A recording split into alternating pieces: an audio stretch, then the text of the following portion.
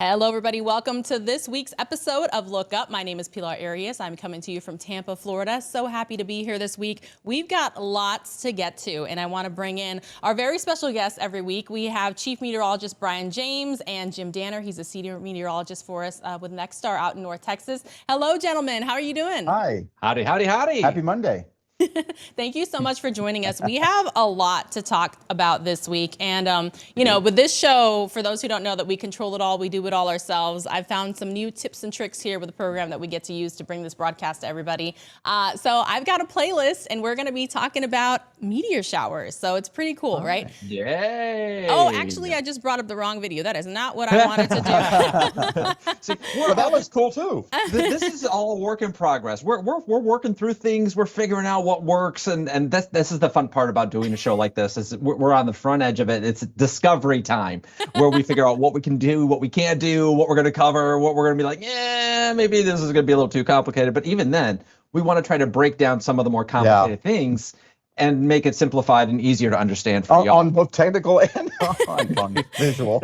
Hey, we're going to be talking about this anyway, though. The midweek is going to be bringing the next new moon. We talked about this last episode, how the moon is constantly in a cycle. You know, we get what we call fingernail moons, and we get full moons and quarter moons and half moons.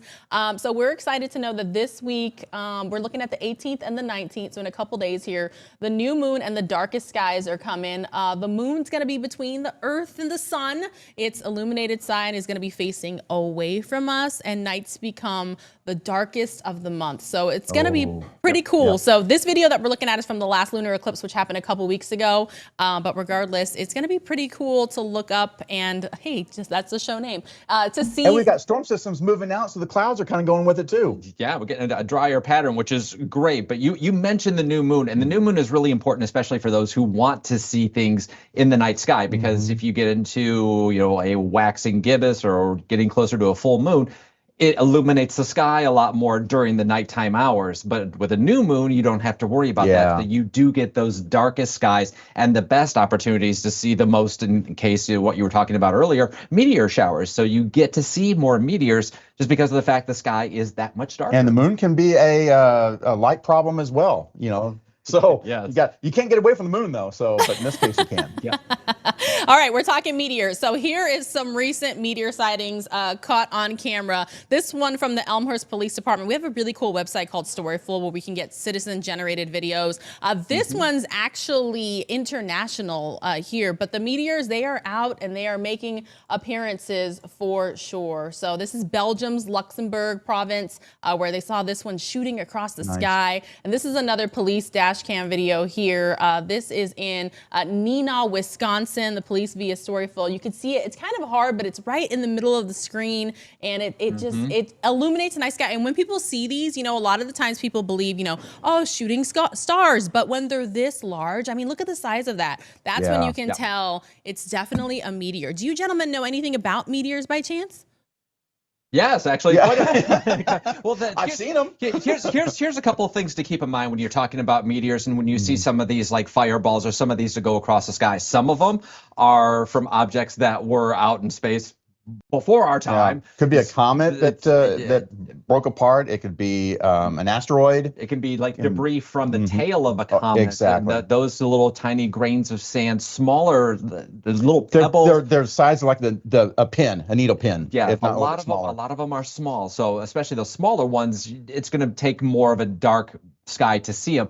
The brighter ones, they can be either something that is coming from space, like a meteor, but it can also be something that is more man-made. Yes. Because we have a lot of objects that are going around our skies. There has been many instances where space junk makes it back into the Earth's atmosphere, so there is that too. Yeah, so there's a combination of both. As we get into the meteor showers times, like the Perseid meteor shower or whatever the meteor shower you're speaking about, that's the ones that we know of that as our planet goes through the tail end of a comet or a little debris field that we know of, then we'll start to see a few more meteors. But really, when it comes down to it, a lot of the brighter ones typically are usually the man-made something. Yeah, a lot of times they are. Yeah, a lot of times they are. It's more often than, I guess, more frequently, more often than not, they're something that's more man-made.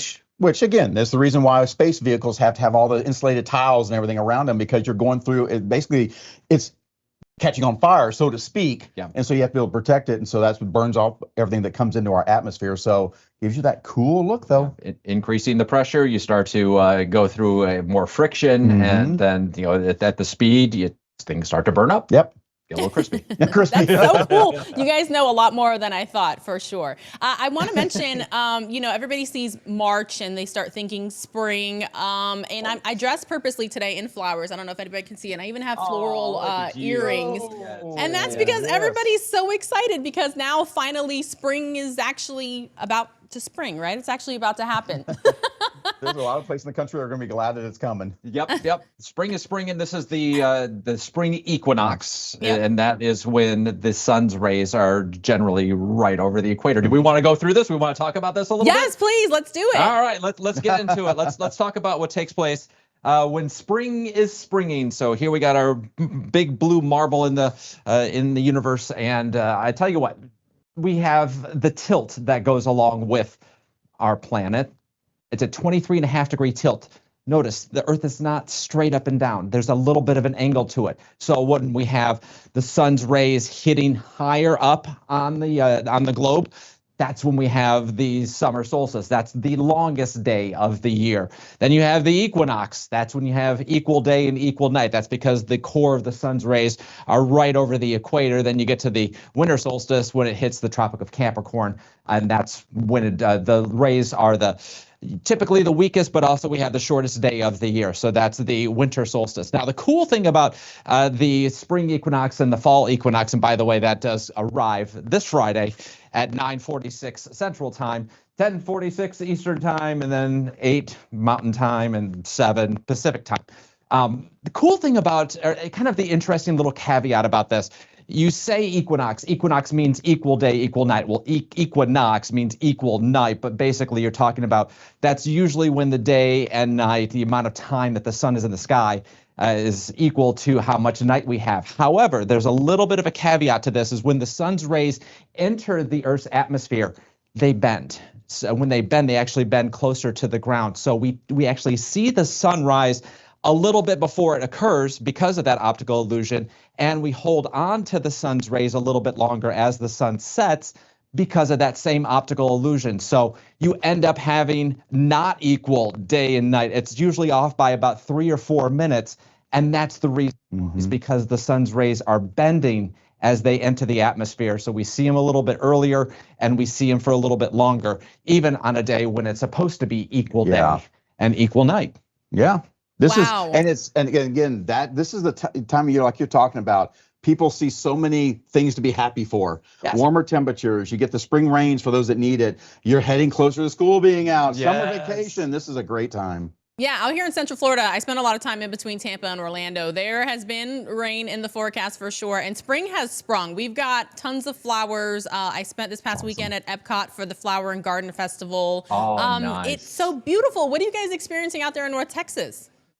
Things are budding here too, although we've seen some temperatures close to, if not slightly below freezing in some areas over the last couple of days. So trying to hold on, Mother Nature there. But yeah, we're going to have 90s later on this week. Yeah. So it's interesting. This week we've been dealing with a powerhouse storm system moving through the Great Lakes, the Northeast, but extended all the way down to the south. Nasty blast of cold air going through the central part of the U.S., which is kind of like old man winter's last gasp. But we have 90s. Yes. Some spots will be near 100 as we head toward the end of the weekend. So we had wind chills in the teens and 20s. yes. And in 5 or Monday 6 morning. days, we're going to be in the 90s. Yeah, by the weekend. Yeah, this is the roller coaster that we go on in March, and it's not just us here in North Texas. No, it's going to be everywhere. Been just about everywhere. So yeah, don't you worry. Don't you worry. Your fun little roller coasters coming your way too. You can still get winter blasts. I say winter blasts, not cold necessarily, but little winter systems come through as late as April, early May in some cases. You just don't have all that super cold to go with it, but we're seeing light at the end of the tunnel. Yeah, we're almost almost there. We're almost there. Yeah, Hang on. yeah. I remember when I used to live in Texas, the saying was you could experience all 4 seasons in one day. Yeah. Yes, you can. Yes, you can. And that's pretty much what we're going to deal with this Yeah. week. Yes. Yeah, exactly. All right. Here's hoping that I'm able to get this desktop up for everybody, and that's because I'm actually trying to make it full screen. This is when we learned about. I found out, by the way, gentlemen, that this is pronounced Stellarium, is how you say this website, right? Stellarium. So this is going to be really cool, and I don't know. I'm assuming this like keeps moving the clock because you can move down here. So what's going to be really cool, at least here from Tampa this week, and this is going to be on Friday. So right here, this is Venus. It's very large if you're looking west, and up here you're going to have the moon, and it's going to be a very cool fingernail or a crescent moon. So they're going to be pretty close to each other. And what's awesome about this, just like I showed last week, you can take off the landscape here and you can see like what's underneath, nice. you know, what you can't see. So it's a very, very cool, you know, interactive website, and you can see all the different named stars, and you can see the planets, and you can see the constellations. So there's layers upon layers, but these two, they're going to be very close to each other, and I think it's gonna be pretty exciting. I think so too, yeah. I was fortunate this past weekend to go to a night hike at the Central Florida Zoo, which was really cool, and they had the. What did that involve? I'm sorry?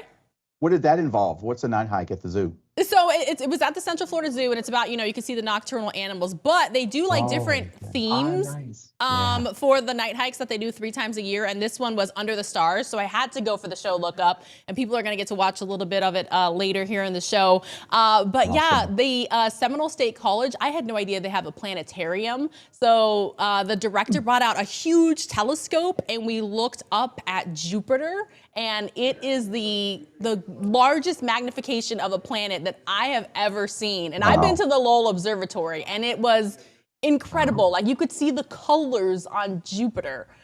Really? That's awesome. Yeah. That's awesome. And I was trying to film it. Like I asked the director of the planetarium, I'm like, can I use my metas? Can I use, you know, my phone? Can I try to see what it looks like in this telescope? And he's like, nope, it's just for your eyes. Protecting the integrity. I love it. I love it. Yeah. That's good. That's good. Yeah, so it was really cool to get to talk to him and kind of explain this show. So we're going to get to hear from him in a little bit. So yeah, I mean, this is all just really exciting, and a lot of things are happening. You're going to be able to see constellations in the sky this week, and there's so many apps and technologies and cool things that can help everybody to see it. So it's an exciting time to be hosting this show. Yeah, Absolutely. it's cool. We, you know, this is only episode 2. We've got a whole lot more ahead of us, and we've got a lot of opportunities to talk about really cool things. You know, Artemis and what may happen with a potential moon landing in the next 2-3 years if they work. Hopefully. Well, they're trying to. What did I see? They're trying to get it done by 2019 or 2018 or something. Oh, no, I'm sorry, 2029 or 2028. Are we going back? I'm going in way time? back in time. I need that really bad. I need a nap too. But anyway, 2029, I think, and the reason is they're trying to beat another country from doing the same thing. Yeah, so it's always the space rush is race. on. Mm-hmm. Yes. It's always about the space race. It always has been. Always has been. Yeah. Always will be. We're a competitive group, aren't we? Yes. All right. Well, I want to thank you, gentlemen, for joining me. Like I said, we're going to get the latest on Artemis today, and you're going to hear from the director of the Seminole State College Planetarium. So we've got lots to get to. Those of you watching, don't go anywhere. We'll be right back.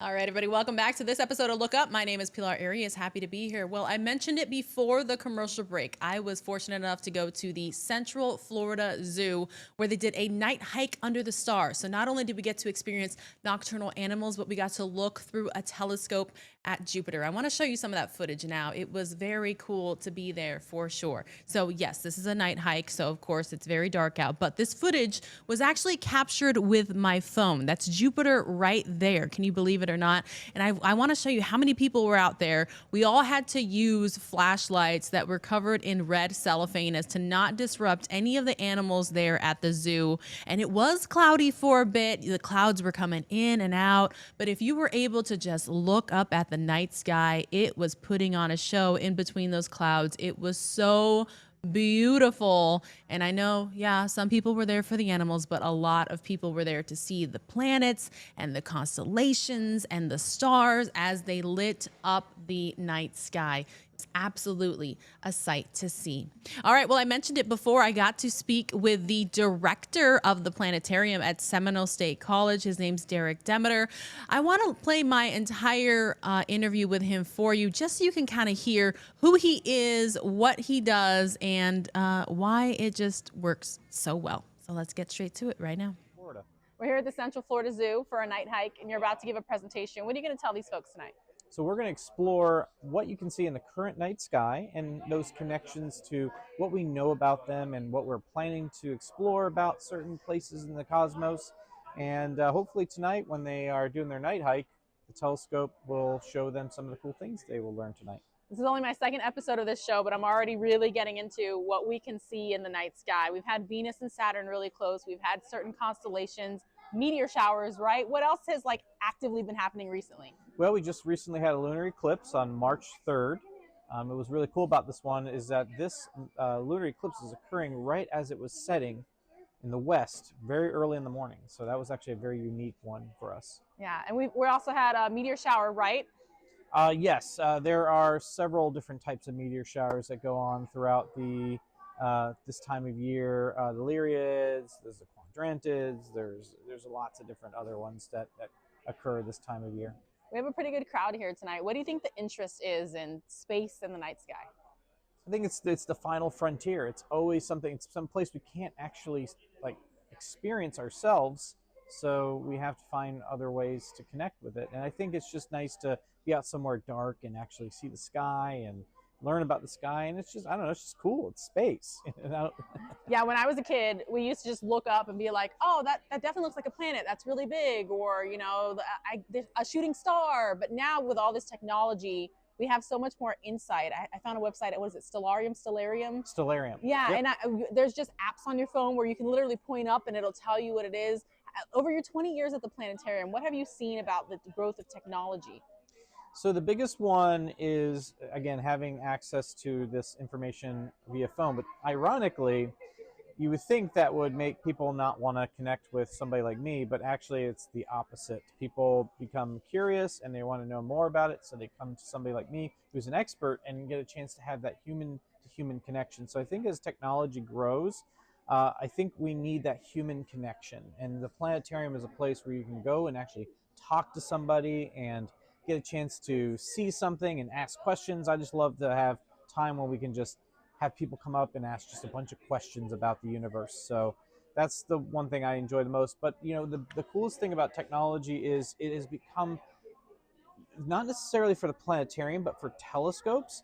You can buy a pretty modest telescope now, and actually you can download the images from that telescope to your phone and see some incredible things that normally would cost thousands and thousands and thousands of dollars are now actually only a few $100s. So I think giving people a chance to do their own exploration of the cosmos, that is I think the biggest growth of technology. We know what sort of careers that people who are interested in space can do. They can go, Space Force, they can go to NASA, they can go to SpaceX. But what would you say is those who can't be astronauts, but they're interested in space? What can they do? Well, actually, there's lots of different things. The funny thing is we're actually doing a space career pathways thing at the planetarium for our students at Seminole State. But one of the things that you can do is if you're interested in writing, you can be a space journalist. There are people that need to write about the missions that are going to space. You can also be an astronomer like myself, somebody who studies the universe. That, of course, astronomy is a very large branch, but you can be an astrophysicist, planetary scientist. You can be a astrobiologist, which is going to become a very big field here very soon as we start sending missions to other worlds to study life on other worlds, possible life. So I think that you can also work in, again, the space industry. You can teach about space. There's so many different types of career pathways that you can go. But what's cool about astronomy now is that many of the observatories that are built around the world are designed in such a way where it takes a village to run them. So, you can work as a nurse or a welder or an engineer at these observatories and actually help allow us to continue on our discoveries of the cosmos. He was very knowledgeable for sure. Taught me a lot of stuff. I want to share some more images, everybody, that I got from my iPhone, my smartphone. Night mode, I have to give it props. And Derek and I were talking about the apps and the technology. I saw living proof of people pulling out their phones, pointing it up at the sky, as you can see there, to see exactly what it was that they were looking at with their naked eyes. And it was very cool. We're going to take a very quick break here on Look Up. When we return, we're going to get a few minutes of the latest Artemis II presser. Are they still aiming for an April 1st launch? We'll find out. Don't go anywhere. Marcia Dunn, Associated Press. I'd like to hear a little bit more about how you fixed this helium. What caused the seal to block the flow of helium, and how do you redesign for that? And Laura, you mentioned April 2. Is that now a new date? Yes. And does that give us 6 tries at the beginning of, so you didn't remove one to, no, perfect. Thank you. Got it. Yeah. So without trying to get overly complicated, so the quick disconnect between the upper stage and the ground umbilical, there are seals in there to hold that helium, in the pressure line.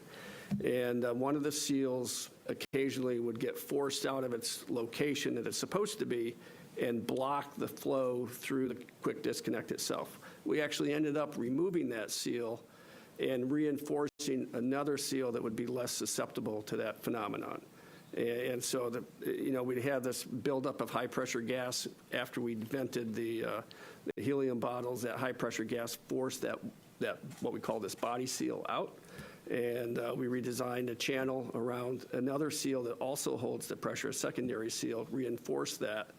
And we've tested it multiple times. We took that QD through some brutal tests to make sure it was going to work. And we feel pretty confident about it for Artemis II. Yep. And then if I can provide just an explicit answer to Marcia, because I was shaking my head in the room and just want to make sure everybody gets the answer, that yes, we have added the 2nd of April. That is a new date. Previously it had been excluded. We've done additional work, and now we've done enough analyses to believe that that is a viable date. So it's been added, and it is an add. We haven't taken any other dates away. We have 6 potential dates. Mm-hmm. Hey, Bill Harwood. Hi, Bill Harwood, CBS News. Since virtually all of you mentioned the risk analysis for this mission, the OIG last week put a report out that put the risk of lunar operations at 1 in 40 and the risk of lunar mission from start to finish at 1 in 40, or 1 in 30, I'm sorry. Is there a probabilistic risk assessment for Artemis II? What are the numbers? Since you're talking about assessing the risk, you've got to have some way to do that. So is there a number to put on this flight in terms of what you consider acceptable risk? Do you want to take that one, John? Yeah, so Bill, we've grappled with this overall number for a while. What I would say is we understand the risk associated with the individual components, the subsystems, and then the overall systems. I think I talked at the end of Artemis I relative to, new rockets. It's a 1 in 2 chance to make it, right? So I think we're looking at this kind of qualitatively, like, I've done a lot of thinking and a lot of reading about, okay, what does that mean for us for Artemis II?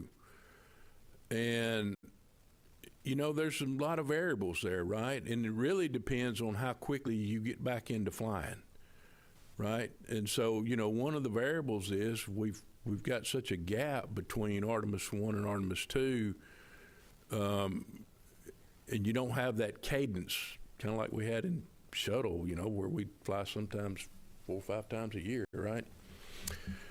So Lori and I have talked about this a lot, and so the numbers would tell you just kind of qualitatively that, it's probably a 1 in 50 would be a good number if you were really getting after it and had a good cadence on a second or a third time. But with this gap that we got,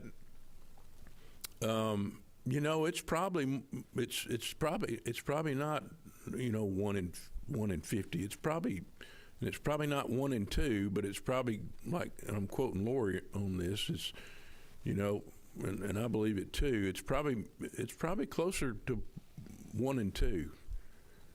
That, you know, and that's.